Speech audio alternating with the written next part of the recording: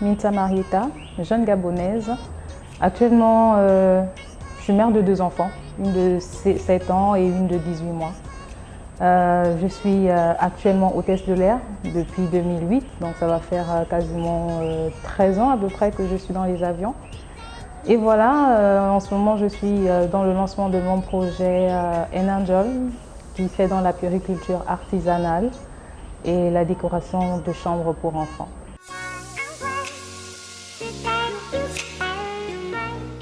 Alors l'artisanat, c'est la création, c'est penser son produit. L'artisanat, c'est des produits locaux. On a tout ce qu'il faut au Gabon pour faire ce que je suis en train de faire. Comme je vous disais, je suis dans la puériculture artisanale. Tout ce qui est layette pour bébé, décoration de chambre.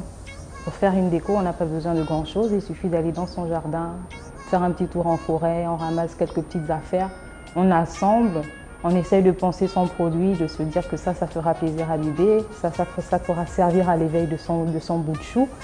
Donc c'est un peu pour ça que je me suis intégrée dans l'artisanat.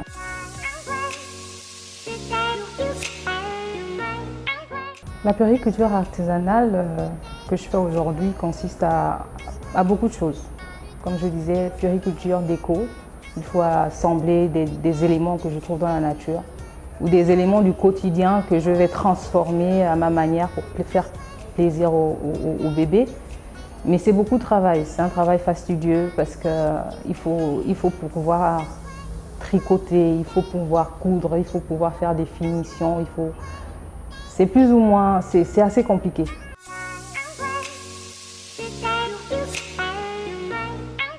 L'approvisionnement en matières premières, quand il s'agit vraiment de la layette, ça devient plus compliqué parce que vu que je travaille avec des bébés, il me faut des produits certifiés, des produits des accessoires et des matières premières sans produits nocifs, du coton pour ne pas agresser la peau douce du bébé, pour ne pas causer des allergies à ce bout de chou qui arrive dans notre monde. Donc en gros c'est ça. Mais c'est des problèmes auxquels on arrive à pallier assez facilement, on trouve toujours des solutions. Et dans l'avenir, on espère que les moyens d'acheminement pour ces matières premières qui sont assez prisées vont nous être accessibles.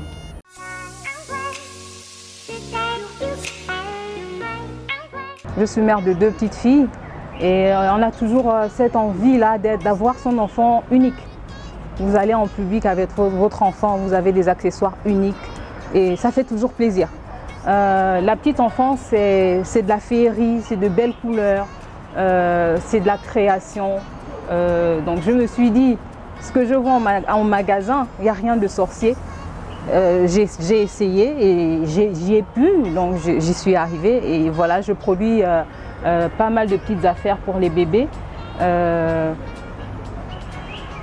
Le plus gros pour moi, c'est de faire plaisir à ces enfants-là, de me dire que quand ils sont à l'intérieur, ils ont le confort qu'ils méritent et qu'ils sont appréciés à leur juste valeur par rapport à ceux qu'ils présentent quand ils sont de sortie avec leurs parents.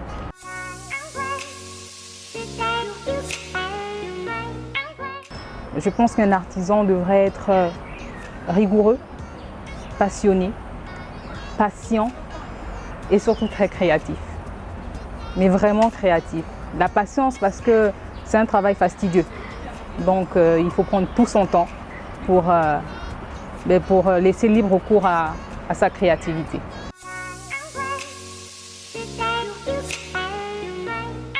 Je vous dirais de vous armer de beaucoup de patience, beaucoup de courage, parce que l'artisanat, comme on le dit, il n'y a rien de facile dans ça. Tout est compliqué, c'est manuel, donc c'est forcément compliqué. Il y a beaucoup de frustration parce qu'on n'arrive pas à sortir le produit qu'on imagine. Et autre chose, croyez en vous, croyez en votre projet, croyez en ce que vous créez parce que si vous n'y croyez pas, votre entourage ne pourra pas vous aider à porter ce projet.